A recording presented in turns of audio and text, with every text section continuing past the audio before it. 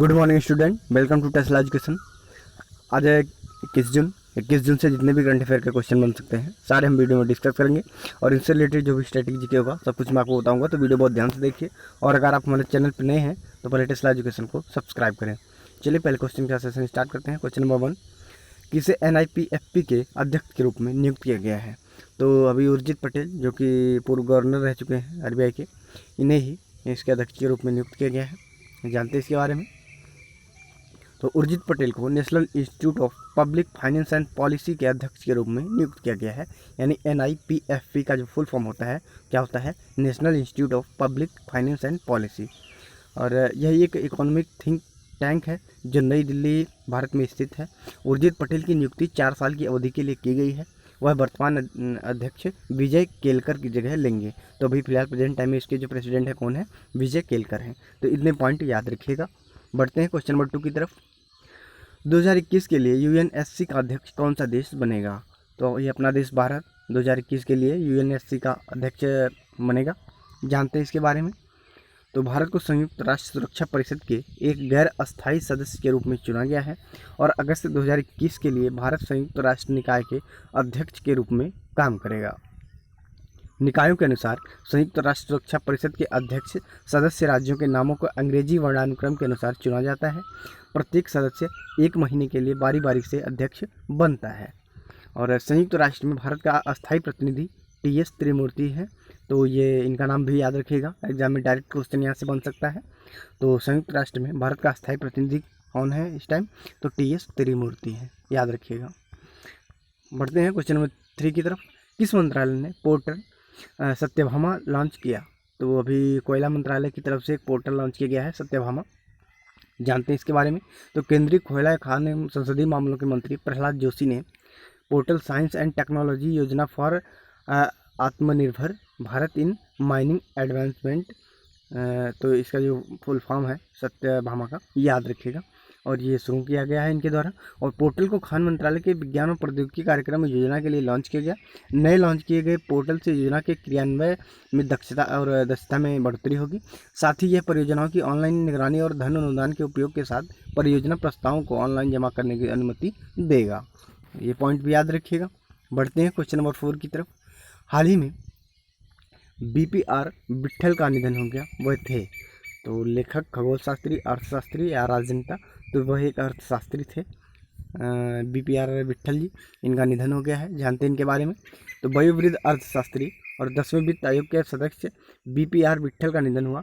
वह 1950 वर्ष के पूर्व IAS अधिकारी थे। उन्होंने 1972 से 1982 तक आंध्र प्रदेश सरकार के सचिव वित्त और योजना के रूप में भी कार्य किया। BPR विट्ठल ने अंतर्राष्ट्रीय मुद्रा कोष में मलावी और सूडान की सरकारों के राजकोषीय सलाहकार के रूप में भी काम किया है। उन्होंने centre for economic and social studies Hyderabad की स्थापना में भी महत्वपूर्ण भूमिका निभाई थी। तो ये पॉइंट भी याद रखिएगा। बढ़ते हैं क्वेश्चन नंबर 5 की तरफ। हाल ही में RIL यानी रिलायंस इंडस्ट्रीज लिमिटेड कितने बिलियन मार्केट वैल्यूएशन तक पहुंच गई? तो अभी भारत की सबसे ज़्यादा लार्जेस्ट जो है वैल्यूएशन 150 बिलियन तक ये पहुंच गई है रिलायंस इंडस्ट्रीज लिमिटेड, याद रखिएगा इसे। और जानते हैं इसके बारे में। तो रिलायंस इंडस्ट्रीज लिमिटेड यानी RIL मार्केट कैपिटलाइजेशन की अवधि में $150 बिलियन तक पहुंच गया है। मुकेश अंबानी ने RIL को बाजार पूंजीकरण के मामले में भारत की पहली $150 बिलियन की कंपनी बना दिया। RIL ने इस उपलब्धि को हासिल किया जब इसकी शेयर की कीमत 6.23% बढ़कर 1,759 रुपये पर बंद हुई, जिससे इसका बाजार पूंजीकरण जो है 11.15 लाख करोड़ रुपए यानी लगभग $150 बिलियन हो गया। तो याद रखिएगा इसे। बढ़ते हैं क्वेश्चन नंबर 6 की तरफ। विश्व शरणार्थी दिवस कब मनाया गया? तो अभी 20 जून को विश्व शरणार्थी दिवस मनाया गया है। जानते हैं इसके बारे में। तो यूनाइटेड नेशंस हर साल 20 जून को विश्व स्तर पर विश्व शरणार्थी दिवस यानी वर्ल्ड रिफ्यूजी डे मनाता है। विश्व शरणार्थी दिवस 2020 का उद्देश्य दुनिया को यह याद दिलाना है कि शरणार्थी सहित हर कोई समाज के प्रति योगदान करने में सक्षम है और हर एक्शन अधिक समावेशी और समान दुनिया बनाने के प्रयास में मायने रखता है। तो याद रखिएगा इसे।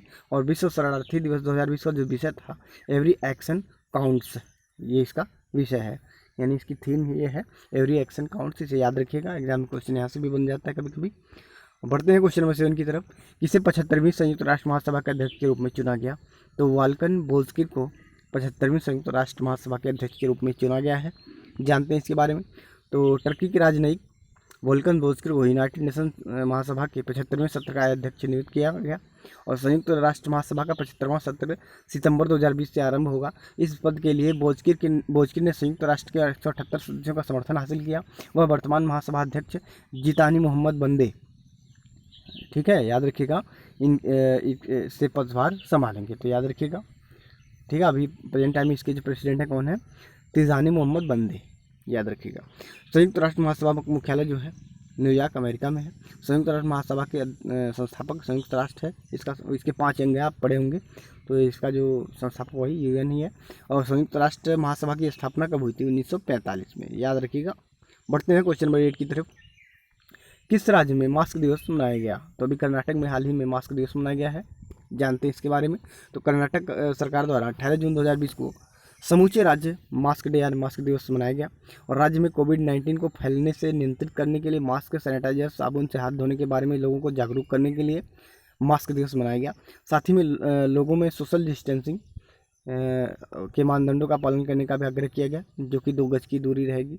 और कर्नाटक सरकार ने मास्क डे के अवसर पर एक रैली का आयोजन किया, जिसमें जनप्रतिनिधियों, गणमान्य व्यक्तियों और चिकित्सा कर्मचारियों ने हिस्सा लिया, ठीक है। तो कर्नाटक के बारे में जानते हो तो यहाँ की जो कैपिटल है बेंगलुरु है और यहाँ के चीफ मिनिस्टर BS येदियुरप्पा और राज्यपाल वजुभाई वाला हैं। तो इतने पॉइंट यहाँ से याद रखिएगा। बढ़ते हैं क्वेश्चन नंबर 9 की तरफ।